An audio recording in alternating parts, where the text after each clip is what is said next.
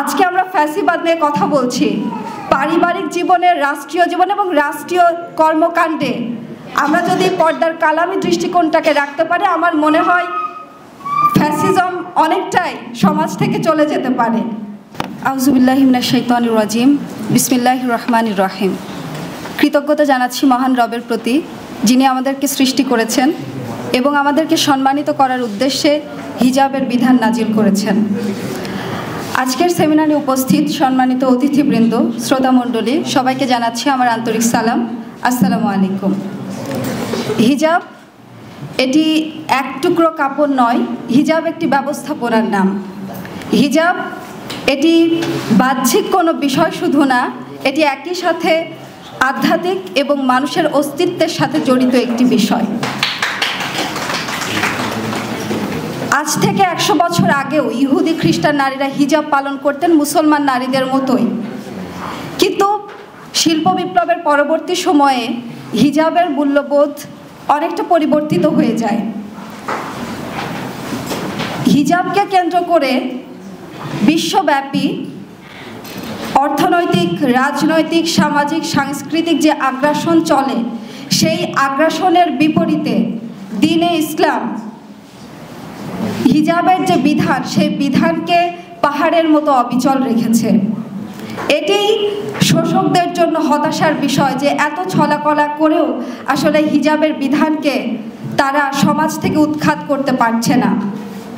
এই জন্য হিজাবকে সন্ত্রাসবাদ, জঙ্গিবাদ, বিভিন্ন ভয়ানক বিষয়ের সাথে সম্পৃক্ত করে ভয়ানক বিষয়ের লক্ষণ হিসেবে প্রচার করে হিজাবকে তারা নিষেধ করতে চায়। অন্যদিকে উলঙ্গতা, এটিকে তারা আধুনিকতা, ফ্যাশন এবং স্বাধীনতা বলে চালাতে চায়। এখন আমাদের প্রশ্ন করার বিষয় থেকে যায় যে আসলে শোষকরা কেন হিজাবের বিরোধিতা করতে চায়, হিজাবের শত্রুতা করে আসলে তারা কি সুফল পেতে পারে। এই প্রশ্নের জবাব যখন আমরা দিতে চাইব, তখন আমাদেরকে হিজাবকে শুধু পোশাকের সাথে সম্পৃক্ত বা পোশাকের সাথে সীমাবদ্ধ কোনো বিষয় হিসেবে চিন্তা করার সুযোগ নেই। হিজাবকে বিভিন্ন দৃষ্টিকোণ থেকে মূল্যায়ন করতে হবে। এর মধ্যে আমি কয়েকটি দৃষ্টিকোণের কথা বলবো। প্রথম যে দৃষ্টিকোণ, সেটি হচ্ছে ফিতরাতি দৃষ্টিকোণ। হিজাব মানুষের ফিতরাতের সাথে জড়িত। মানুষ ফিতরাত অর্থাৎ সহজাতভাবে নিজেকে ঢেকে রাখতে চায়, নিজেকে ঢেকে রাখতে চায়। এই পৃথিবীতে আগত প্রথম নরনারী পৃথিবীতে পদার্পণ করে তাদের সর্বপ্রথম যে তাগিদ ছিল, সেটি হচ্ছে নিজেকে ঢেকে রাখা, নিজের লজ্জাস্থানকে ঢাকা। আমাদের আদি পিতা, আদি মাতা হযরত আদম আলাইহিস সালাম এবং হাওয়া আলাইহিস সালামের সর্বপ্রথম যে কর্মপ্রচেষ্টা ছিল, সেটি হচ্ছে নিজেদের লজ্জাস্থানকে ঢাকা।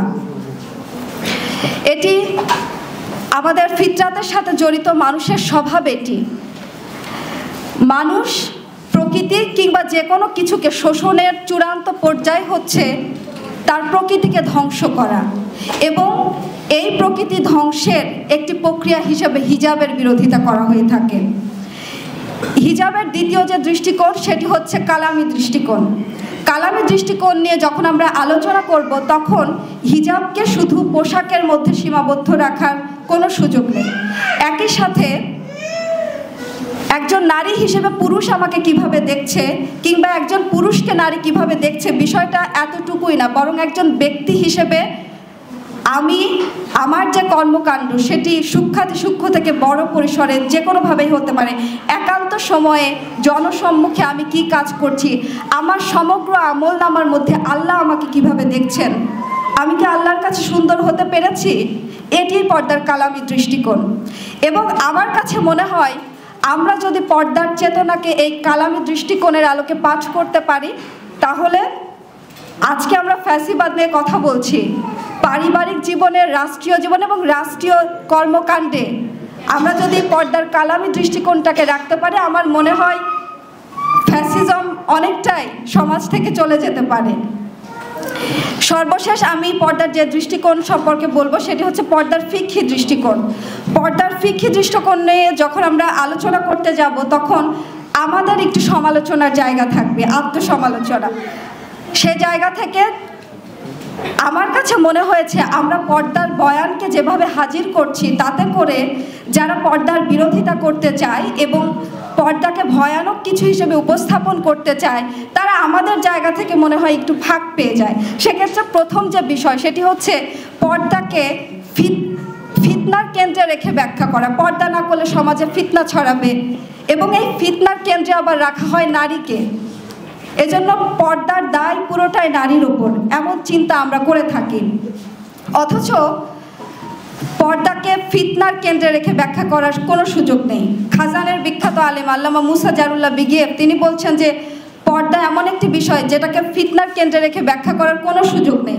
একান্তই যদি সুযোগ থাকে, সেক্ষেত্রে ফিতনার কেন্দ্রে নারীকে নয়, পুরুষকে রাখতে হবে। সেক্ষেত্রে সমাজ থেকে যদি ফিতনা দূর করতে চাওয়া হয়, তাহলে নারীকে ঢাকা না, বরং পুরুষের চোখে নেকাব, কলবে আদব এবং মুখে লাগাম লাগানোই হবে ফিতনার আসল সমাধান। এবং এক্ষেত্রে পর্দা মূলত সম্মানের প্রতীক, ইসমাতের চাদর। ইসমাতের চাদর অর্থাৎ সম্মানের প্রতীক হিসেবে আল্লাহ তাআলা পর্দাকে ফরজ করেছেন। এই বিষয়টা আমাদেরকে ভুলে গেলে চলবে না। আরেকটি যেটি বিষয়, আমরা যারা মানুষকে শোষণ করতে চাই, বিশেষ করে নারীর শরীরকে শোষণের উপকরণ হিসেবে ব্যবহার করতে চায়, তারা একটি মনোভাব নারীর মনস্তন্ত্রে সঞ্চার করার চেষ্টা করে। সেটি হচ্ছে আমার শরীর, আমার অধিকার, আমি যা খুশি তাই করতে পারি, এবং এটাকে স্বাধীনতা বলে ঢাকঢোল পেটানো হয়। অথচ পর্দার যে ফিকহি দৃষ্টিকোণ, এটি আমাদেরকে স্মরণ করিয়ে দেয় আমার শরীরের সাথে আমি মালিকানার সম্পর্কে সম্পর্কিত না, আমার শরীরের সাথে আমি আমানতের সম্পর্কে সম্পর্কিত, আমি যা খুশি তাই করতে পারি না। সর্বশেষ যে বিষয়টি বলে আমি আমার কথা শেষ করব, সেটি হলো আজকে আমরা বলছি যে হিজাব ফোবিয়ার পেছনে যে ফ্যাসিবাদ রয়েছে সেটি নিয়ে কথা বলছি। সেক্ষেত্রে আমি একটু বলবো, যারা আমাদের পর্দার মানদণ্ডের বাইরে যারা পোশাক পরিধান করেন, তাদের প্রতি যেন আমরা আবার ফ্যাসিবাদী আচরণ না করে ফেলি। আমাদের যেন এটি সবসময় স্মরণ থাকে যে আমি আমার পাশের যে মানুষের সাথে আচরণ করছি, সে কোন পোশাক পরে আছে তার চেয়ে বড় কথা, সে মহান আল্লাহ তাআলার সর্বশ্রেষ্ঠ সৃষ্টি, তার সাথে আখলাকি সম্পর্ক বজায় রাখার ক্ষেত্রে আমি যেন বিন্দুমাত্র কুণ্ঠিত না হই। আরেকটি যে বিষয়, একজন ইমানদার মানুষের ব্যক্তিত্বের সর্বপ্রধান শর্ত, সর্বপ্রধান লক্ষণ হচ্ছে তার চারপাশে যে মানুষ রয়েছে, সেই মানুষগুলো তাদের বিশ্বাসের আলোকে জীবন যাপন করবে। সেই স্বাধীনতা এবং সেই নিরাপত্তা একজন ইমানদার মানুষ তাকে দেবে।